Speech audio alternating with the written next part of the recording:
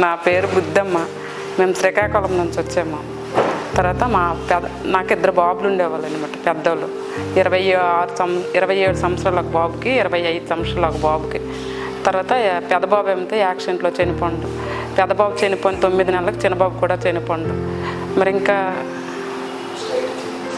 మరి ఇంకెవ్వరు లేరు, నా పరిస్థితి ఏంటి, సరే మా జీవితము ఎగన అనేసి అనగానే మా చెల్లెలు ఏమంటే ఇక్కడికి తెచ్చి చూపించినారన్న. లండన్ IPS తెచ్చి చూపించితే సార్ అన్నారు చూద్దామా అవుద్దేమో అనేసి అంటే సరేని ఎంత డబ్బులు ఖర్చైనా పర్లేదు, నేనైతే పెట్టుకుంటాను, నాకైతే ఏదో కావాలా, నాకు ఎంత ఉన్నా ఏదైనా నాకు అమ్మ నాన్న అన్నోళ్ళు ఎవరు లేరు కదా, నాకు ఇది ఒక్కటైతే నాకు చాలు అనేసి అంటే నేను వచ్చి ఇంజక్షన్ వేయించుకోగానే నాకైతే కలిగింది 2 బాబులు.